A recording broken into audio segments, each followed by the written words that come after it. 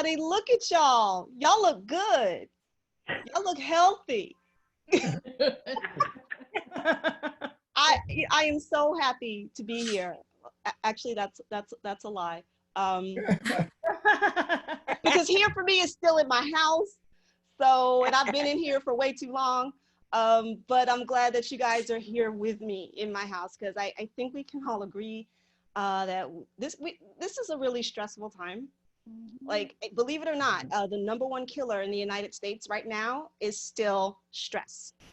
The #2 killer is a dude on my block named Quan. Actually, I'm sorry. It's Killer Quan, you know, because Instagram. So I suggest you follow him before he follows you. There you go.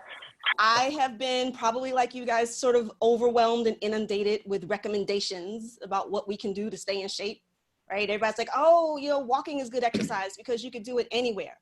No, you can't. My neighborhood, you start at walking, end up running. True. That's how that works for me. Just so you know, and I'm not trying to brag, but I'm trying to use this time at home to get my life together. Okay, particularly when it comes to money, because I think the less you have, the more you got to keep track. So I downloaded that money management app called Mint, right? Do you guys know Mint? Mm-hmm. I put in all of my financial information, and it said that my lifestyle is unsustainable. So I deleted the app and I bought a new phone. Because I felt like I needed a fresh start. But I will say I'm really trying to be positive. I'm really trying to think ahead because now more than ever, I'm starting to realize that life is indeed very short, you know, and you should really follow your dream and do what you love. And so I really want to be a dominatrix bartender. Ooh. Yeah, it's awesome. It's awesome. Here's how it works. You can order whatever you want. You're going to get whatever I give you. I'm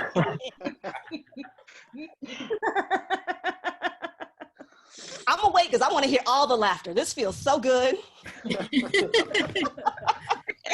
But this is what I miss. I love doing stand-up. This is the best thing in the whole world, because whether it's in a club or whether it's here, the common denominator is like, this is like going on a blind date. We don't know what's going to happen tonight, right? Because we all showed up here, I think, with our best intentions, right? And we could get to the end of the night and be like, wow, where have you been all my life? Or it could go the other way. I never want to see you again in life.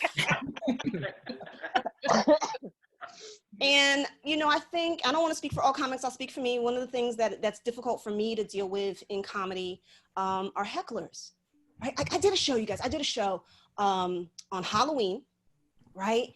Guy in a hockey mask, right? Dressed like Jason from Friday the 13th, heckled me.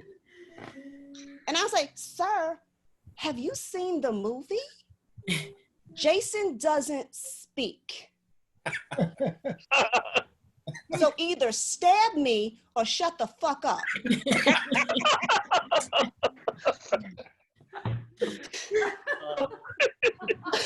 I love y'all. Can I just say, this is so much better than watching the news? I have had to cut back on my news intake because it's so easy to get overwhelmed, right? Like, I was watching Fox and CNN, you know, so I could be equally misinformed.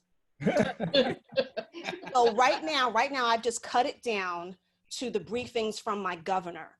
And if you guys don't know, I live in New York City. I live in Queens, New York, which is the epicenter. Yes, that is the epicenter of the epicenter. So I'm just really grateful I lived to make it to here tonight. That was my goal, to get here.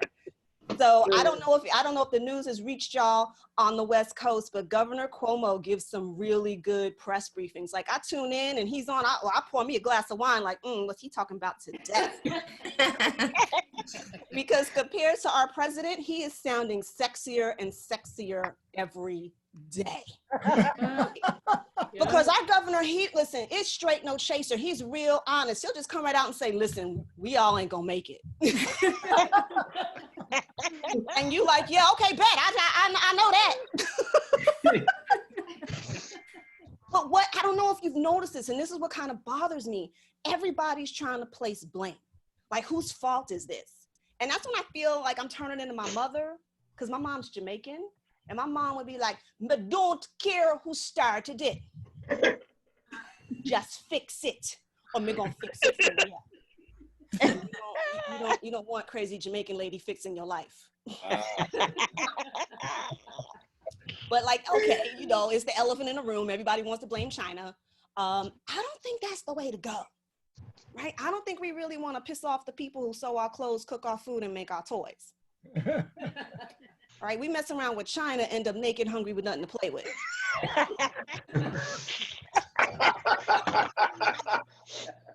Tell you though, this time right now, I feel like I feel nostalgic, right? Like, do you guys remember when like the worst disease we had to deal with was cooties? That was like, cooties was like childhood herpes, right? Because once you got it, you had it forever, right? And I think the worst thing about cooties is that it was transmitted mentally, right? Like if somebody thought you had cooties, you had cooties.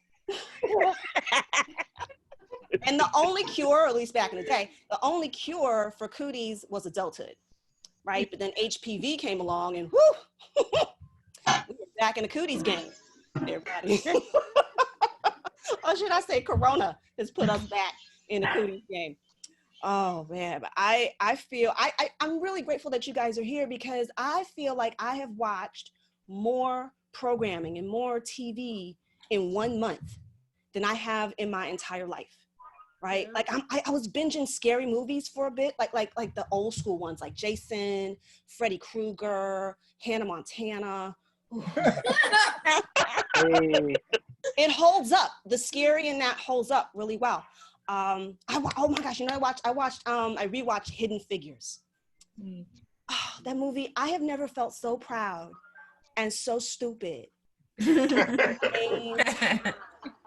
Like, these chicks didn't need a calculator. They had a pencil, right? They were like the John Wick of calculus. So good. Freaking A. Thank you. You know what I did, and I don't recommend it, and I'm telling it to you guys as a cautionary tale. I watched all 10 seasons of Futurama. Yeah, that changes a person, right? It's like I walk into rooms now like, good news, everyone. And there's no one there, so that's really creepy. Oh my gosh. What I've really been watching, and I'm sure you can tell, is Star Trek. I like love Star Trek. Like, and Picard is my captain. Right? Like the old Picard, the new Picard, I don't care, because he's bald, he's British, he's bald. Like, because of him, my stripper name would be Earl Grey Hot. Like,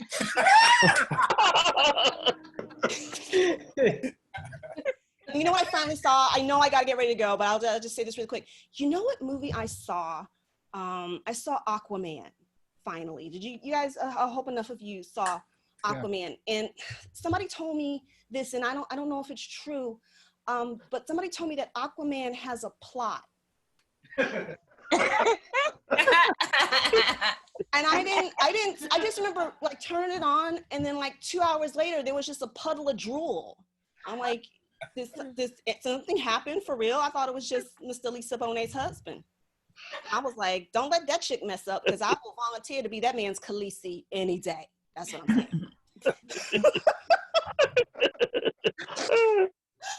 Oh man. And I one more thing. I finally caught up with Captain America Civil War. And please forgive me, fellow nerds in the house. I didn't grow up watching or reading the comic books, so I didn't know what was gonna happen, right? So I'm watching Captain America Civil War, and I get halfway through, and I realize this is not about the Civil War. I thought it was gonna be like a history, superhero, time travel. They were gonna hook up with Harriet Tubman and be freeing slaves. And yes, spoiler alert, that didn't happen. If we can do Black Panther, we could do that. I'm just saying. Wakanda forever. I just want to make the Black people on the screen laugh. That is my goal this evening. But you guys, I cannot tell you how much you have made my evening. It has been a pleasure to join you on the West Coast. I had time to take a nap here on the East Coast to be with you. And if you enjoyed me tonight, my name is LeighannLord. If you have not enjoyed me tonight, my name is Jada Pinkett Smith.